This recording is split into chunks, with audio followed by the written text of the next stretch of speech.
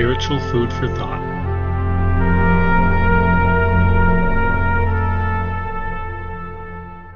All right, I've got an exciting one for you guys today because this one is going to be where I talk about the best day of my life. And if you guys have ever had this experience, you're probably gonna know exactly what I mean. For those of you who haven't, I'm probably gonna sound brainwashed, like I'm in a cult, like I'm deceived, like it's the worst thing for anyone ever to conclude, because that's kind of the way we get trained in this world, okay? So the best day of my life, you're probably thinking, what, was it when I married my wife? No, it wasn't actually.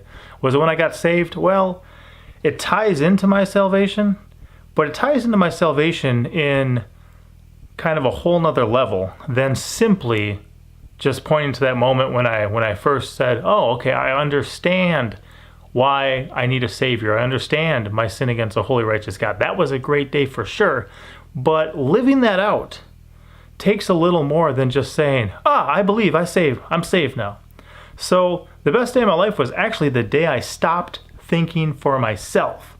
And again, that sounds really dangerous, right? That sounds really wrong. It sounds really flawed in this world and like I'm a fool, like I'm brainwashed, like I'm in a cult. Okay, that's the way that the world would train you to respond to a statement like that. But why would the best day of my life be the day that I stopped thinking for myself? Well, let me qualify what I mean when I say stopped thinking for myself. You see, on my own, I'm flawed. On my own, I can be in error. On my own, I can lie. I can be deceived. I don't have all the evidence. I don't have all the information. And my judgment calls can be, varied. So when we have one who is holy, righteous, true, and just, who cannot lie, who cannot be deceived, who has all the information, who was there when these things happened, and when he takes the time to reveal to us what truth is and what is real, then we have an opportunity to stop thinking for ourselves. See, now I just look at what he says, and then I can start forming a thought based upon what he reveals to me. Whether it's raising my family, whether it's loving my wife, whether it's interacting with loved ones, whether it's interacting with enemies. He can teach me and show me and train me on things that I would never achieve on my own. I would never even come up with on my own. Likewise, if I'm trying to understand the origin of man, or what's man's purpose here, or science, or other things, there's a lot that he says and has revealed that ties into all those things that I can start there and have that be part of my grounding, my groundwork, part of my foundation, part of where I start forming a thought. Now, there's a dangerous thing, and that's thinking for yourself. Hear me out. In Proverbs 14:12, it says, "There is a way which seemeth right unto a man, but the end thereof are the ways of death." And then, just to make sure we didn't miss it, Proverbs 16:25, "There is a way that seemeth right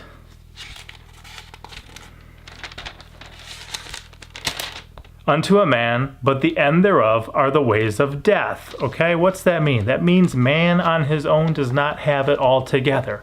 Imagine if I'm down in a pit. Let's say here's the pit, here I am. Ask me what the horizon looks like.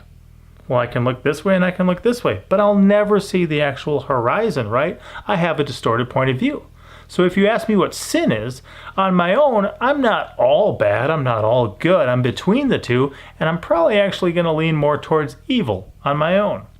So if you ask me what is good or what is sin, I'm not going to be able to tell you on my own. If you ask me what truth is, again, I don't have all the evidence. So on my own, I can only come up with so much, and it can be wrong.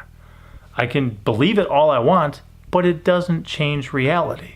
So therefore, when we have the opportunity to renew our mind, to take the time and undo a lot of the worldly mindsets, a lot of the false, fictitious, atheistic, humanistic, evolutionaryistic, whatever we want to say, that's been pretty much force-fed into our mind. And not only that, but we've been programmed to think a certain way. And often that way is completely ungodly, completely rebellious and defiant of him. Therefore, I don't want that to be my default setting. My default setting is that God would be true, every man is a liar, and he has taken the time to reveal his truth to us. So if we will sit at his feet, if we will take the time out of our life to open his word and have him reveal himself and truth and ourselves to us, we're going to wind up in a far better position than if we just try to come up with it all on our own. So again, this may be a hard one to hear. This may sound strange. If you've heard me out, by now you're probably like, oh, okay, I get it. And if you don't get it, watch this again. Consider it. On our own, we're down here. Okay? You don't know every lie that's ever been told to you. You don't know every lie that you've ever believed. You don't know every false thing that's been presented as truth that you've received. But there is one who does. And he's got a lot to say about a lot of things if we would only give him ear. Be blessed. Thank you for watching. Don't forget to like, comment, and subscribe.